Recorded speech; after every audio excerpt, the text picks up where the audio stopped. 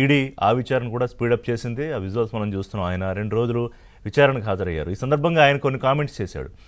ఇప్పుడు రాజకీయాల్లోకి వస్తానంటున్నాను, ఇంకా బలపడుతుంది కాంగ్రెస్ పార్టీ అని భయపడుతోంది BJP.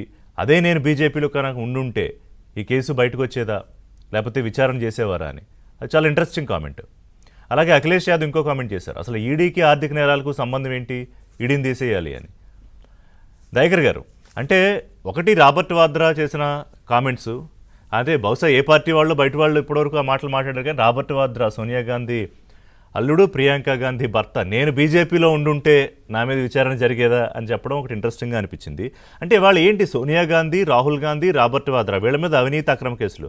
As of my knowledge Priyanka Gandhi మీద ఏ అవినీతి కేసులు లేవు ఇప్పటివరకు. ఏవో ఎన్నికల ర్యాలీలు, చిన్న చిన్న కేసులు ఏవో ఉన్నాయి. కానీ అంటే ఇవాళ మీ అందరినీ, అంటే మీ అగ్రనేతలు అందరినీ కేసులతో టార్గెట్ చేసి మీరు బయటికి రాకుండా చేసి తద్వారా మీరు బలపడకుండా చేసి, ఇదా బీజేపీ గేమ్ ప్లాను?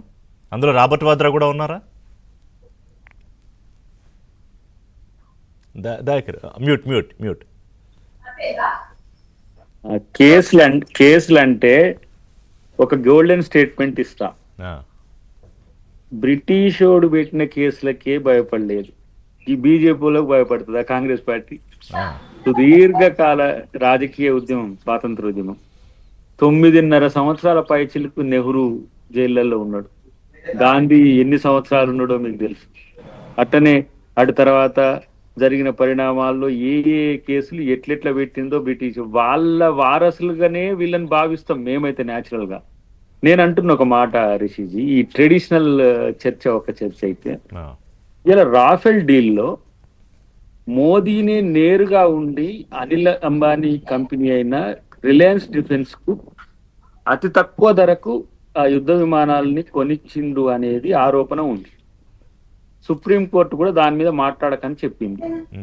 రేపు నేను ప్రభుత్వంలోకి వస్తాము, నేనే కంప్లైంట్ చేస్తా, మోదీనే దీనికి కల్ప్రిట్ అని. ఈడీ కేసు పెడుతుంది. ఈడీ కేసు పెడితే ఛార్జ్ షీట్ వేస్తుంది. ఇదంతా పొలిటికల్ రాద్ధాంతం మీద. ఇంత సింపుల్ ఇది.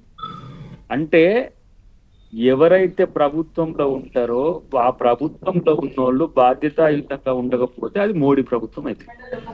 కాబట్టి ఇలా రాబర్ట్ వాద్రా మీద పెడుతుంది ఎందుకనంటే వారు ప్రియాంక గాంధీ గారి భర్త కాబట్టి.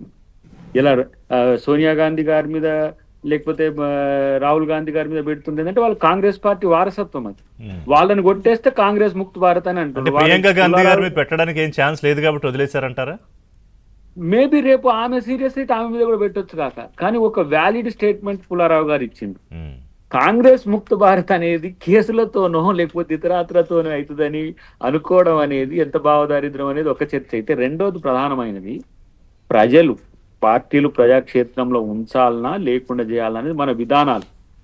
కొన్ని పథకాలతోని మొన్న మా ముఖ్యమంత్రి గారు అన్నారు, అదే కొడంగల్లో నేను 8,000తో ఓడిపోయినా 2018 ఎన్నికల్లో, అదే పార్టీకి ఒక మంచి పాజిటివ్ సంకేతం వచ్చింది, 35,000తో గెలిచిన.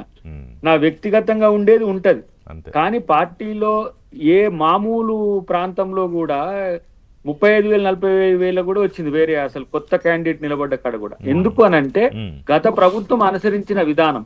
ఇప్పుడు వీళ్ళు అనుసరించిన విధానానికి రేపు మూల్యం ఉండదు అని వీళ్ళు అనుకుంటుండ్రు, కేసుల ద్వారానో లేకపోతే రాజ్యాంగాన్ని. ఇప్పుడు మా ప్రకాష్ రెడ్డి గారు చాలా స్పష్టంగా చెప్తున్నారు, వాళ్ళు న్యాయస్థానాల్ని రాజ్యాంగాల్ని వీటిని పట్టించుకోరు, వాటి పట్ల వీళ్ళిద్దరికే పరిమితమైన అని అంటే ఒక మాట అంటాం. ఇప్పుడు ఎన్ని కేసులలో మీకు అనుకూలంగా ఉన్న కేసులు ఎట్లా తీర్పులు వస్తున్నాయి? గుజరాత్ లో ఈవీఎం కేసు అయిపోయి ఆయన ఎమ్మెల్యే కూడా అయింది ఒక ఆయన.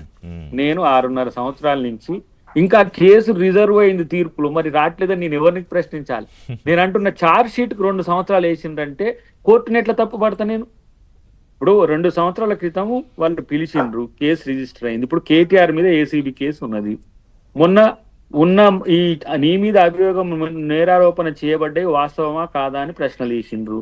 ఆయన మైక్ని టెస్ట్ చేసిండు, ఏసీబీనే టెస్ట్ చేసిండు, వాళ్ళు రికార్డ్ చేసుకుంటారు. అట్లనే మొన్న మా సోనియా గాంధీ గారు చెప్పిన అంశాన్ని నేను ప్రత్యక్షంగా ఆమె బయట కూడా చెప్పిన 2 సంవత్సరాలు ఛార్జ్ షీట్ కేసి, ఛార్జ్ షీట్ తర్వాత బెయిలో నాన్ బెయిలో లోపల 2016లో కేసు కొట్టేయాలని ఏమీ లేదని కదా సుప్రీంకోర్టుకు వెళ్ళారు. అంటే మీరు చెప్పిన దానికి భిన్నంగా ఏమన్నా ఉంటే నేనేమంటున్నా అంటే సార్, ఇప్పుడు నేను అదే అంటున్నా, రాఫెల్ డీల్లో ఇవాళ సుప్రీంకోర్టు మీరు అనవసరమైన అభియోగాలు చేయకండి మోడీ మీద, ఆయన చట్టబద్ధంగా న్యాయబద్ధంగానే చేసిండని చెప్పేసి వీళ్ళు సమర్పించిన అడ్వకేట్ జనరల్ సమర్పించిన లేకపోతే ఆయన వాళ్ళ అడ్వకేట్ సమర్పించిన పత్రాలను ప్రకాష్ బట్టి రెడ్డి గారు. మీరు కాంగ్రెస్ వాళ్ళు మీరు చేయొద్దని చెప్పిండు. నేను అంటున్న రేపు నా ప్రభుత్వం వచ్చినాక నేను రాఫెల్ డీల్లో అవినీతి పరుడే మోడీ అని చెప్పి కేసు పెట్టి ఈడీని పంపిస్తా, సిబిఐని పంపిస్తా. అట్లా కాదండి, మీరు IT ని బలపడతామంటేనే పంపిస్తా. బీజేపీ ఇలా చేస్తుందని మీరంటే మీరు అట్లా ప్రభుత్వం ఉండదు సార్, కేసులు పెడతామంటే BJP ఊరుకుంటారా? ప్రకాష్ రెడ్డి గారు, వినండి, ఒక్క నిమిషమే చెప్తా. బీజేపీ అనేది మా కండ్ల ముందు పుట్టిన ఒక 45 సంవత్సరాలకు చిన్న కూన. ఓకే, అందుకనే బ్రిటిష్ వాళ్ళతో పోల్చిన. బ్రిటిష్ వాళ్ళ కంటే నియంతృత్వమో, బ్రిటిష్ వాళ్ళ కంటే ఆధిపత్యమో, బ్రిటిష్ వాళ్ళ కంటే అంత పెద్ద పార్టీ ఏం కాదు. అది ఎన్నో రూపాలు మారి జనసంఘ్ లేకపోతే జనతా పార్టీ, భారతీయ జనతా పార్టీ ప్రచారం చేసి వచ్చింది. That's a politically smart statement actually Dayakar మీరు ఇచ్చేది. అంటే చిన్న కోన, బీజేపీ చిన్న కోన చూసి భయపడట్లేదని మీరు చెప్పేది. 45 years old party. After Modi, there is no viability of the party also. ఏమున్నది అక్కడ? అబద్ధాలతోని లేకపోతే ఇట్లాంటి బెదిరింపులతోని లేకపోతే లొంగ తీసుకునే చర్యలతోని అది బతుకుతుంది తప్పితే, ఇంకా చెప్పాలంటే ఈవీఎంలతో బతుకుతుంది తప్పితే, ఈవీఎంలు తీసేస్తే ఏది ఒక చెరువులో కాక పువ్వు ఎండిపోయినట్టు అయిపోద్ది కమలం. అయ్యో, దయాకర్ గారు, మొత్తం మీద అయితే కాదు 11 ఏళ్ల మోడీ అప్రజాత పాలన, మూడోసారి ప్రధానమంత్రిని మీరు దేనికి కన్ఫైన్ చేశారంటే ఈవీఎంలు, ఈడీలు.